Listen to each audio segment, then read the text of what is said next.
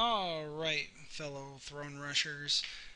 Today is Throne Rush 101 with your host, me, Josh slash Curseius. Now, we're going to discuss building your base today. A proper base building technique that if you follow the blueprint, or if I just follow, the idea behind it, you'll be able to make a base that will be able to withstand getting steamrolled. Because, it's very easy to get steamrolled in this game, very easy to lose a lot of resources really fast.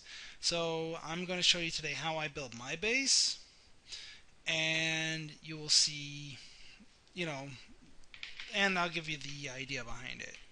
Now, I know you notice I have 844 morale here in the corner. That's because I have been purposely keeping my morale low so I can farm enough resources to upgrade my castle to level 11, which will be coming very soon. So, now on to building the base. Now, your castle is your most important building. Without it, it doesn't give loot, but without it in battle, you automatically lose the battle. So your opponent gains morale, you lose morale, and they gain points. So keep your castle about in the middle of your defenses. Very simple. And surround it with walls. But where do we place the walls? Do we put the walls right here next to the castle? No, that's stupid. Because, mages and archers can shoot over walls and destroy the castle anyway. So how do we figure how to do this? Well, we'll take the wall and we will count 5 spaces. 1, 2, 3, 4, 5. Now we will do this all the way around, like so, from corner to corner. So 1, 2, 3, 4, 5 there. And of course we will do the same 1, 2, 3, 4, 5 on every side of the. And when you're done spacing out the walls, you should have something that looks like this. So let's go ahead and fill those walls in. Alright, and after you fill in the walls, you should have something that looks like this. Now we're going to take our cannons and put them on the corners here, here, and here. This will ensure a healthy firing arc throughout probably, I'd say, over 75% of your base. So this, after you're done building it, these firing arcs should cover 75% of your base. Now the next, you're going to take your fire towers, and you're going to put them just like that. And after we have our fire towers like this, the reason we have them spaced apart like this on the corners of the castle, or the sides of the castle, is so that someone can't just drop 5 fireballs and take them both out. Next, we're going to take our storm spires and put them just like this. And now do you see where this is panning out as a defense? Now if the enemy comes in with eagles, it has a very, I would say what you call a very harsh anti-air quality to it. Now, we have the little green spots here we need to fill in, which we're not going to fill them in with any more defenses. Well, actually, we're going to fill in with one more defense. We're going to put a tower right there. But the rest of it, we can just fill in with miscellaneous buildings. Specifically, we can use one of the command centers, or headquarters, HQs, whatever you want to call it. We'll put them right there like that. Still got one more of those. I believe we can use the blacksmith. Put it right there. And now, as you see, for enemy units that target, the nearest structure, we have a lot of useless buildings for them to attack if they come swarming in. Now, next is going to be the next layer of defense. I just need to move some stuff around, so let me speed that up real quick. Right now I move some stuff around, we can continue. Next, we're going to take one of our regular old towers and put it right there. And then we're going to put some walls around it. And then we're going to do the same for the next corner also.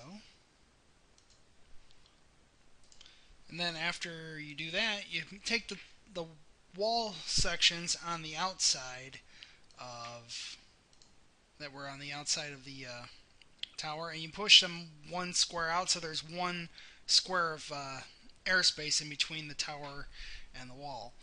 The reasons for that is obviously mages and archers, all that stuff.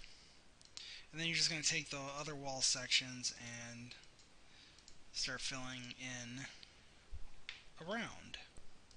Okay, and after all that, you should have this nice squared off layered defense going. As you can see though, I replaced the blacksmith over here with one of the other towers, so that way all the towers were being used. You kind of want to make sure that the towers are kind of like your front line and your midline defense, the regular towers. Anyways, next we're going to place some of our resource buildings. Specifically, we're going to put down a couple of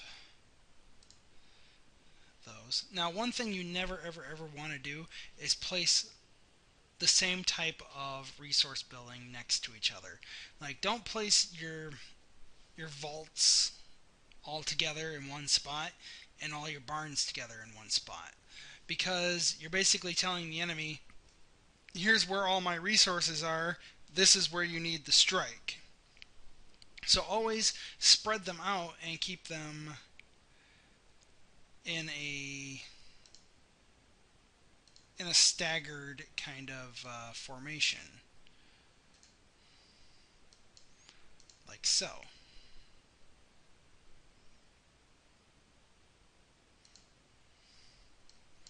So that way, the enemy has to think a little harder about where to strike. See what I'm saying? Now that we have our resource buildings, our storage buildings, nice and secured, we will place our archer towers, or the arrow tower for short. Now, if you get this little problem with spacing, then you can always just put one in the middle of each. That's not going to hurt anything.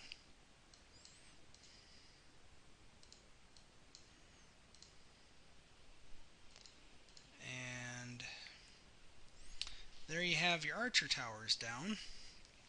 Now we still have our ziggurats and other such buildings to place, which actually we're going to move our buildings over and consolidate them just a little bit so that the zigs can go here.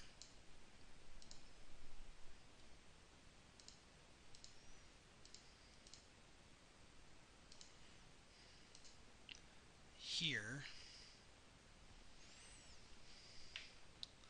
And in one other spot.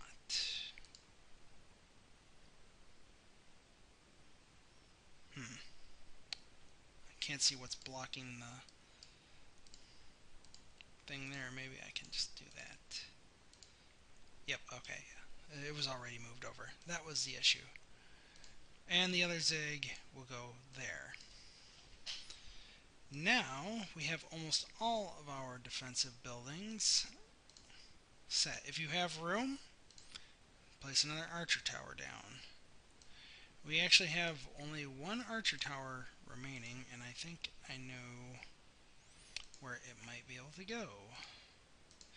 We can always you can always consolidate the useless buildings out to put one of the archer towers in, and always make sure there's no green left in the inside of your base. And as I can see, there is none, so therefore we did a good job. And push that zig out a little bit, push that zig out a little bit, and that one's fine where it is. Now, obviously, your ziggurats are good for your anti-eagle defenses. In fact, the ziggurats are actually the eagle's biggest bane. It's actually not the storm spires.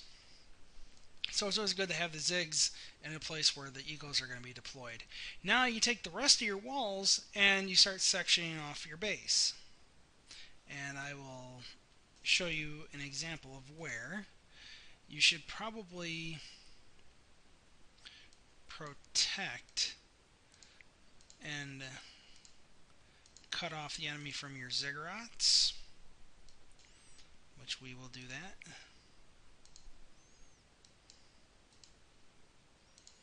Do that right now.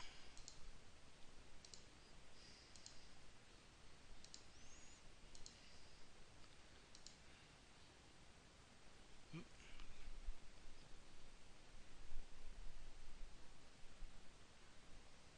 That's weird. Okay.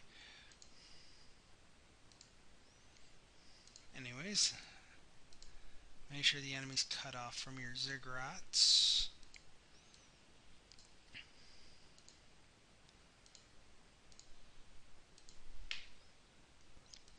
Now that the ziggurats are cut off from the rest of the defenses, so the enemy has to break through extra walls to get to them, just section off the other corners of your base that aren't already sectioned off. You want your enemy to have to go through as many hoops as you can possibly make them go through.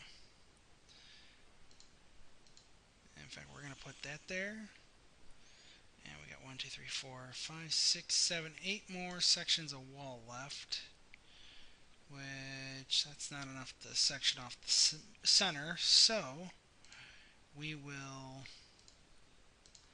section off the bottom and the middle.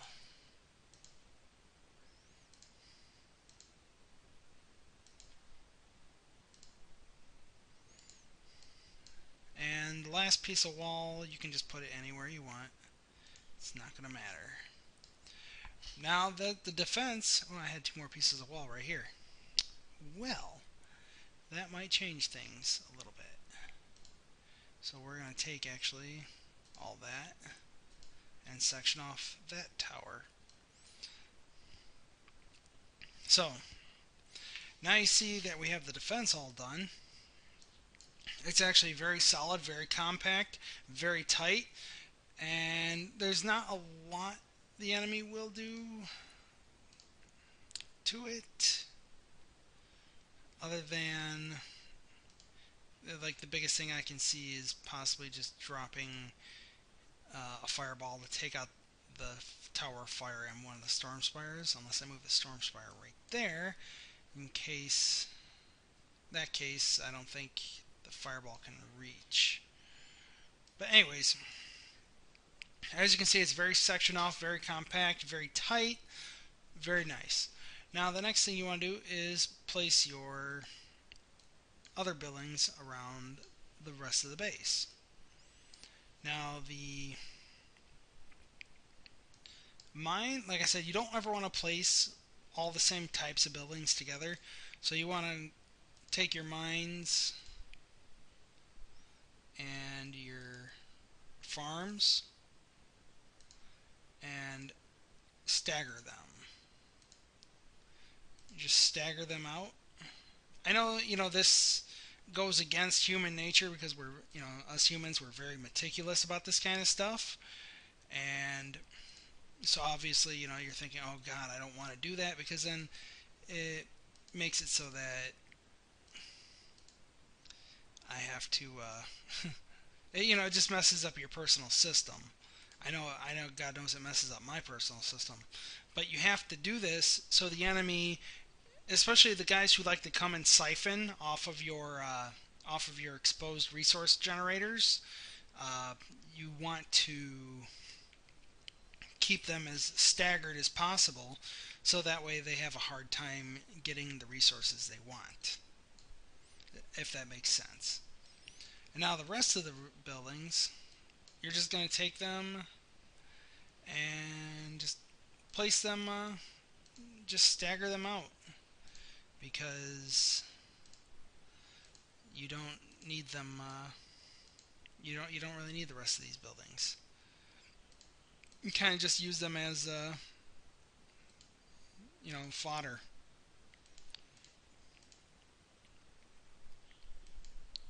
So just place your 4 barracks, and there you have it. This is the formula that works very well for me. I mean, I don't know about the rest, but you know, this is the kind of formula that's hard to break into. It's very tough, it's compact, it's tight, it's strong, and so long as you upgrade all your towers, it's very hard to take down. It's very hard to get 100%, rather. I mean, enemies can still get 50%, 50% in the castle, but they won't usually ever get 100% unless they're rocking some sort of huge army with dragons and everything. So that's it. I hope you enjoyed this video. I hope you'll come back next week when I have Throne Rush 101 Part 2, which will be gathering resources. How to and more. How to and efficiently, rather. Anyway, so I hope you enjoyed the video. I hope it was helpful. And I will see you next time. Make sure to like and subscribe and leave a comment.